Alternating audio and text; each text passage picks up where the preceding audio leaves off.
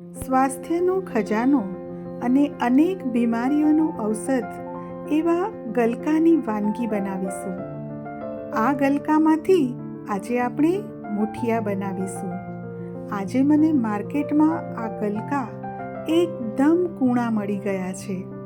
તો આ ગલકાને મેં સારી રીતે ધોઈ અને કોરા કરી લીધા છે અને હવે હું આ ગલકાને છીણી લઈશ.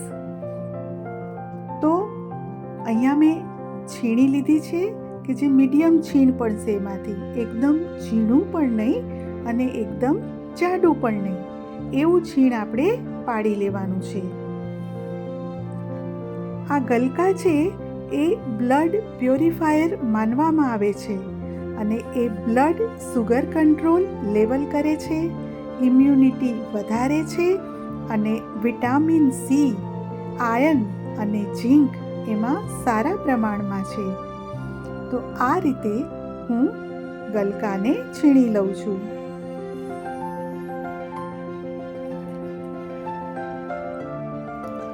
હવે મેં 2 ગલકા છીણી લીધા, પણ આ મારું ત્રીજું ગલકું છે એ કડવું નીકળ્યું. ગલકા છે એ હંમેશા ચાખીને જ એની રેસીપી બનાવવાની. તો ચાલો હવે શરૂ કરીએ આપણે મુઠિયા બનાવવાનું. 1 કપ ઘઉંનો લોટ, 2 ચમચી ચોખાનો લોટ, 2 ચમચી રવો અને 2 ચમચી ચણાનો લોટ. આ બધા લોટ આપણે મિક્સ કરી દઈશું. 2 ચમચી તેલનું મોણ, ક્રશ કરેલા આદુ, મરચાં, લસણ. આ તમામ ઇન્ગ્રેડિયન્ટ્સ અને તેનું મેઝરમેન્ટ મેં ડિસ્ક્રિપ્શન બોક્સમાં આપેલ જ છે. 1/4 કપ લીલા ધાણા, 2 ટેબલ સ્પૂન તલ, 1 ટીસ્પૂન વલિયારી અને અડધી ટીસ્પૂન અજમો, 1 ટેબલ સ્પૂન ખાંડ અને મરી પાવડર થોડો. હવે લાલ મરચાં પાવડર, હિંગ, ગરમ મસાલો, ધાણા જીરું ને હળદર. ગરમ મસાલો તમે સ્કીપ કરી શકો છો, ન ઈચ્છો તો નહીં નાખવાનું. અને હવે છેલ્લે મીઠું આપણા સ્વાદ મુજબ અને 2 ચમચી દહીં. અને આપણે જે છીણીને રાખ્યું છે ગલકું એ હવે હું એડ કરું છું. આ બધા જ માપ ડિસ્ક્રિપ્શન બોક્સમાં આપેલા છે, તમે રિફર કરી શકો છો.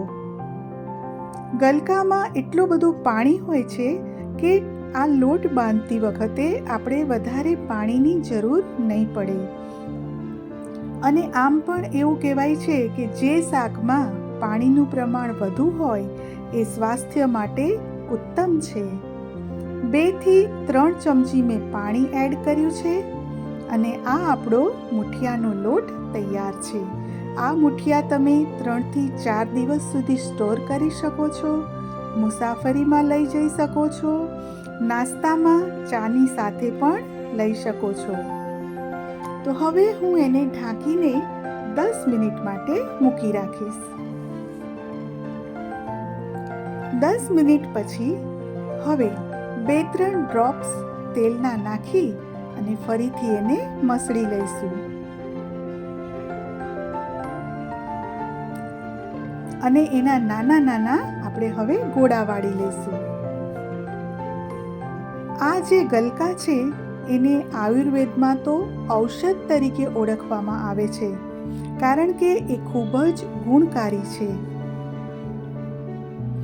આ ગલકામાંથી માત્ર વાનગી જ નહીં પણ પરંપરાગત દવાઓ પણ બનાવવામાં આવે છે. અહીંયા મારા બધા મુઠિયા વળી ગયા છે. મેં તેલ પણ ગરમ મૂકી દીધું છે. તો આ મુઠિયા જ્યારે આપણે તેલમાં નાખીએ ત્યારે તેલ એકદમ ગરમ હોવું જોઈએ, નહીં તો આપણે આટલા બધા મુઠિયા નાખીશું તો તેલ ઠંડુ પડી જશે. અને બધા જ મુઠિયા નખાઈ જાય પછી સ્લો ફ્લેમ પર ધીરજ રાખી અને આ મુઠિયાને એવી રીતે તળવાના છે કે અંદરથી બિલકુલ કાચા ના રહે. તો હું સ્લો ફ્લેમ પર આને તળી રહી છું. જુઓ, એના લુક પરથી જ ખબર પડે છે કે આ મુઠિયા અંદરથી પોચા અને બહારથી કેટલા ક્રિસ્પી છે. તો ધીરજ રાખીને મેં મુઠિયા તળી લીધા છે. બસ આવા ગોલ્ડન ક્રિસ્પી થવા જોઈએ. અને ગરમા ગરમ મુઠિયા અને ચા, તો અત્યારે વરસાદ પડે છે તો ખૂબ જ મજા આવે. અને આમ પણ રોગ પ્રતિકારક શક્તિ મજબૂત કરનાર ગલકાનું સેવન તો આપણે કરવું જ જોઈએ. ફ્રેન્ડ્સ, આપને મારી આ ગલકાના મુઠિયાની રેસીપી કેવી લાગી મને કોમેન્ટ કરીને જરૂર જણાવશો અને મારી ચેનલને સબસ્ક્રાઈબ કરશો. Thanks for watching.